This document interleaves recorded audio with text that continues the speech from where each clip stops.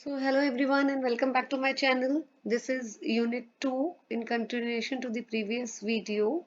Part 1 हम unit 2 का cover कर चुके हैं. This is part 2 of unit 2 class 9 banking and insurance. Right? So हमने demand deposit cover कर लिया है. This is term deposit.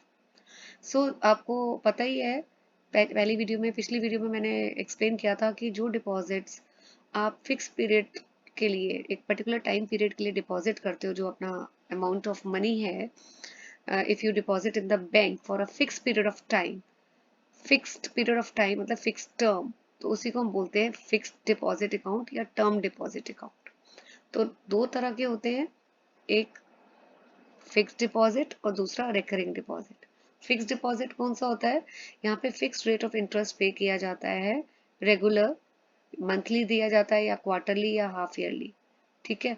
और मेच्योरिटी के बाद प्रिंसिपल अमाउंट जो है वो वापस कर दिया जाता है। सपोज अगर आपने 5 ईयर के लिए बैंक में पैसा डिपॉजिट किया है तो आफ्टर 5 ईयर्स ऑन मेच्योरिटी आपका पैसा आपको वापस कर दिया जाएगा, ठीक है।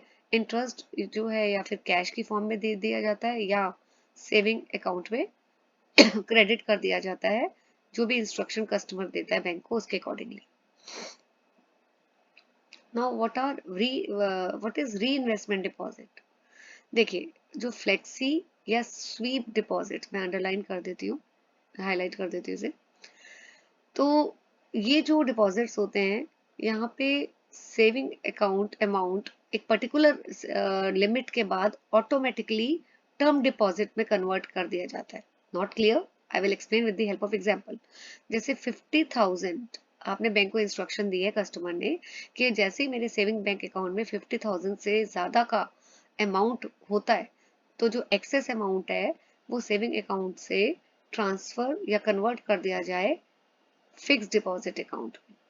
सपोज अगर सेविंग अकाउंट का बैलेंस आपका 80,000 है आपने बैंक को क्या इंस्ट्रक्शन दिया? 50,000 तक सेविंग अकाउंट में रहेगा, उससे ज्यादा एक्सेस फिक्स्ड डिपॉजिट में कन्वर्ट हो जाएगा।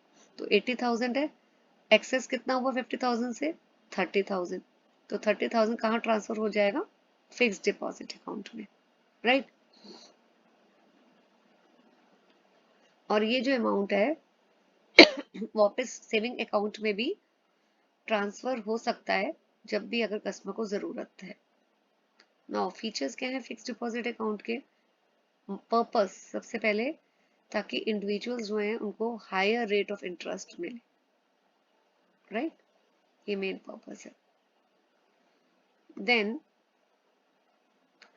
जो अमाउंट है यहाँ पे एक ही बारी डिपॉजिट होता है, ये नहीं कि आप अभी आप कर रहे हो फिर दोबारा कर रहे हो। Once it is deposited only for once, right. Period कितना होता है डिपॉजिट का? 15 days minimum to 10 years maximum, right. High rate of interest मिलता है अगर आपने फिक्स डिपॉजिट में पैसा किया है। और नॉर्मली फिक्स डिपॉजिट आप लोगों को मेरे ख्याल से पता होगा बाय द टर्म एफडी, आपने सुना होगा, अपने पेरेंट्स को बोलते हैं एफडी में पैसा है, एफडी मतलब फिक्स डिपॉजिट, राइट। विड्रॉल्स अगर जो है मेच्योरिटी से पहले अलाउड नहीं है, आप 5 साल से पहले पैसा नहीं निकाल सकते।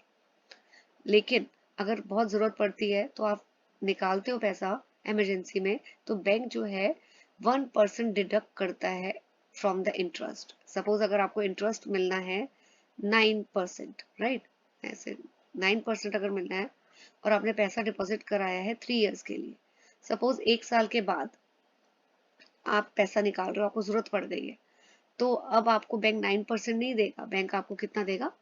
8%। जो 1% है वो बैंक पेनल्टी लगा देता है।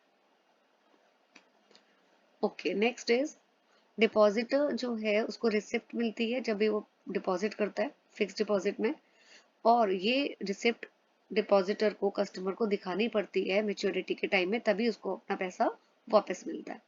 और दूसरी चीज, अगर डिपॉजिटर चाहे तो इस डिपॉजिट को वो दोबारा रिन्यू भी कर सकता है एक पर्टिकुलर टाइम पीरियड के लिए।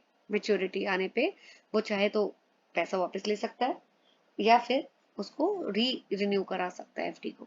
एडवांटेजेस क्या है कि एक तो बहुत सेफ होते हैं क्योंकि बैंक जो है it is governed by RBI rules, right. Safest mode of investment है।